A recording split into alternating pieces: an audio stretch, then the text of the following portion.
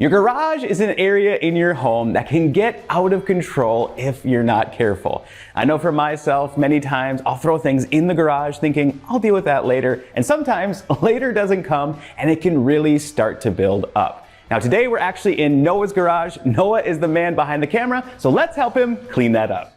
All right, Noah, so what are some of your goals today for the garage? What would you like to accomplish together? Well, first of all, it's just dirty. There's dirt everywhere. There's salt on the ground from winter, so I'd love to get that cleaned up. And then as you can see, I just have junk that needs a spot to go. I don't know where to put it. I have a rack. I'm not really using it the way I should, so I'd love just to get it organized, and I've been putting it off for way too long. Well, we can definitely get that done. Kind of what I'm hearing is first, we need to declutter. Then we'll come through and get everything nice and clean. And then the last step is kind of the fun step. We're gonna organize it so you know where it all is. Sound good? Sounds great, let's do it. Let's get started. The first step is to clear everything out of the garage. Now, a quick tip here, make sure you do this on a nice day. That way it's not gonna rain and damage anything. But what I like to do as I'm pulling it out of the garage is divide everything into 3 different piles. Now the first pile is going to be our keep pile. Now obviously this is stuff that we want to hold on to and we want to bring back into the garage once it's nice and clean so that we can get it nice and organized. The second pile then is going to be a donate pile. Now this one is stuff that maybe we just don't use anymore, but it's still good and someone else can get some better use out of it. And the third pile is our trash pile. This is just stuff we want to get rid of. All right, Noah, so this stuff over here, I'm assuming this trimmer you want to keep, yeah, correct? The trimmer is a keep for sure. All right, what about this leaf blower here? So that is a donate, I think, because I have a battery powered one that's an electric one. I don't really use it anymore. Okay, it still works and everything? Yeah, it works great. All right, someone else can use it. All right, no, I'm not sure what this is. That is a jump rope, which I have been looking for a while now. Well, hey, so that's why we clean out our garage. We find things that we didn't know where they were. Yeah, awesome, thank you. All right, so we got a lot of stuff over here. This kind of just looks like garbage, am I correct in Yeah, that? I think that's the garbage from my wife. She got the garden ready, so everything in the bin is garbage. I'd love to keep my blue bin though. Okay, we'll keep the bin, but throw away the garbage. Sounds great. So we got quite a bit of stuff here in the corner. Looks like maybe some trash, maybe some keep, maybe some donate. Noah, if you want to help me kind of go through some of these things here quick. First, we got some glass jugs here. Looks like milk jugs. Are we keeping these? What's the plan? Yeah, so those are milk jugs. I can get a $1 deposit if I bring them back to the grocery store I bought them at. And they've been sitting in my garage for probably almost a year now because I haven't gone back. So you just got to go do this. So maybe we put these in your car right now in the trunk so that when you hear them rattling around, you're like, I got to go deliver these and get that money back. All right, let's do it today. So as I'm going through some of this stuff here, like obviously tools and things, Noah, I'm assuming you want to keep all this stuff. Yeah, definitely. I'm kind of noticing there's a lot of things over here that you probably use on a regular basis and want to get access to and just kind of have it a little more organized. I have an idea. I think what we're going to do is pull these shelves out here so that way we can put in something even better. Now I will say sometimes when you're decluttering all of these items and trying to decide what pile they go in, it can be a little overwhelming. But there are a few things that I like to do just to make these choices a little bit easier. Now the first question I ask myself is when's the last time I've used this item? If it's been over a year and it's not just a specialty tool, usually it's probably a good sign to donate that because I probably don't need it in the garage. Plus, I'll kind of ask myself in conjunction with that question, would I buy it again? If the answer is no, get rid of it. The other thing I like to ask myself, and maybe this is a little weird, and you might have heard this before at home, but if this item is covered in dirt and grime and just kind of gross, would I spend the time to clean it up? If the answer is yes, keep it. If the answer is no, get rid of it. The other thing I like to keep in mind as well is, does this item belong in the garage? Many times in my experience, you find things that ended up in the garage that usually belong in the house. So now that we got everything out of the garage and sorted, that first step of decluttering is done. Now it's time to move on to the next step and get everything nice and clean. The first place I like to start with this is by giving everything a really good dust. Now, similar to the other areas in our home, it's always a good idea to start at the top and dust our way down to the floor. That way we work everything down to the floor so we can easily remove it from the garage. Now there's a few different tools that work well for this. You can just simply use a duster, or you can even use a broom. Those work really well too. What I like to recommend is a cobweb duster because usually you're gonna find all sorts of spider webs and things in your garage, and these do a great job to remove them and help you get in all those corners and nooks and crannies to completely dust everything down to the floor. Now, something to keep in mind when it comes to dusting your garage is we're not looking for this to be perfect and completely clean. Your garage is always gonna have a little bit of dirt in there. That's okay. We're just looking to get rid of the big stuff so that way it doesn't stick around and attract more dust and debris.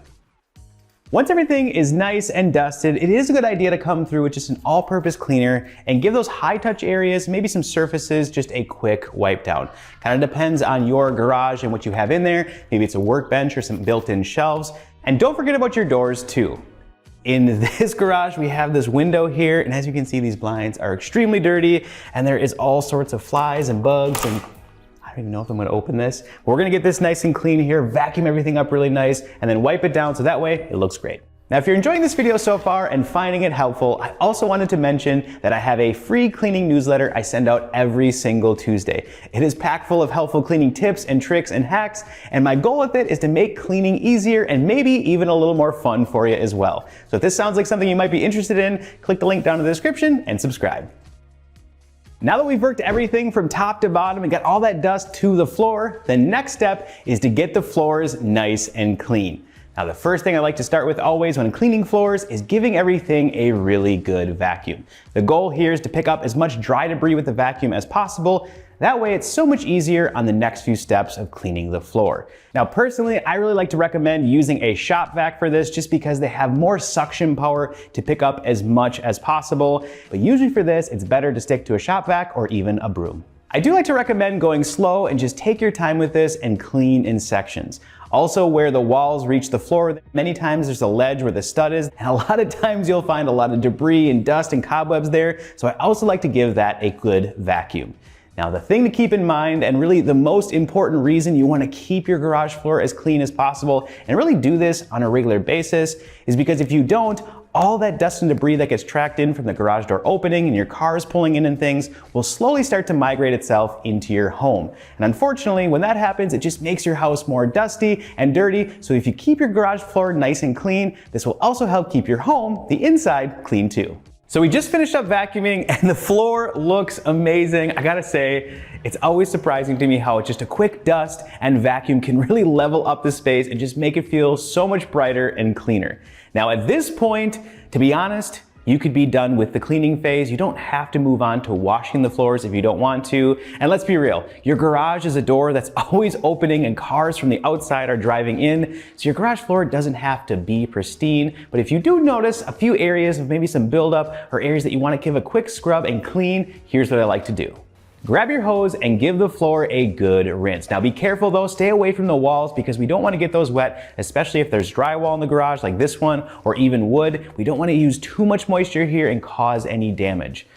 Now, if you notice any areas that need a little extra attention, you can also just grab a 5-gallon bucket, mix up a little bit of dish soap and water in there, and grab a deck brush and give everything a really good scrub. Now, once everything is nice and rinsed, then I do like to come through with a squeegee and squeegee the garage. That way I'm not leaving any water behind so it dries faster. So now that the floor is clean and dry, it's time to bring everything back in and get it organized. Now the first thing I like to do when it comes to organizing is get things off the floor and use the wall space.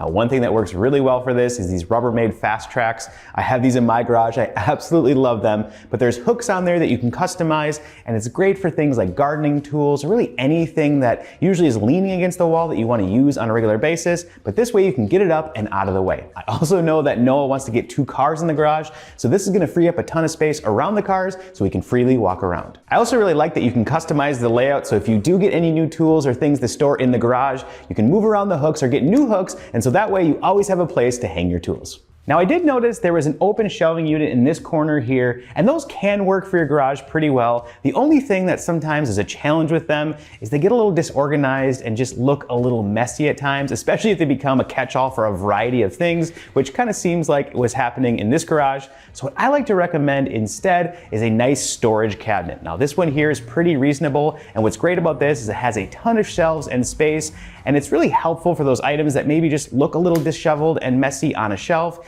This is great because you can put it in the cabinet and that way everything stays nice and tidy. I also like to recommend investing in some clear plastic storage bins, and what I had Noah do is all the things that were on the shelf that are going to go in the cabinet, just sort those into different types of piles, whether it's his tools, gardening supplies, or even sports equipment, and that way everything has a space. And the nice thing about the clear containers, you can easily see everything while you look in the cabinet, so that way you know where everything is and where to put it back. That looks so good.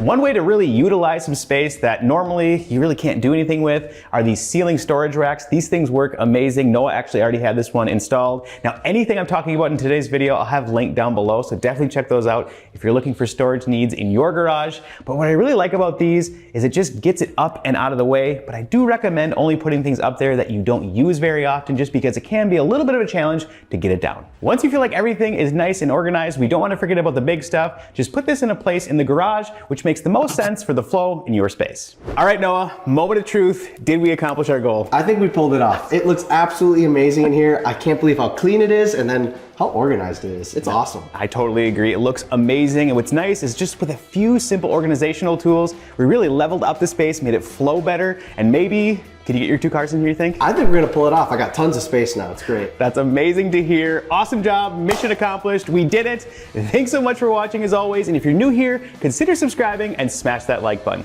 We also need to give a huge shout out to who, Noah? The Clean Squad. Thank you so much for your continued support of the channel. Now, if you want to join the Clean Squad and get your name credited down below, all you gotta do is check the link in the description for Patreon or click the join button here for YouTube memberships. And as we always say, we'll see ya on the next Clean.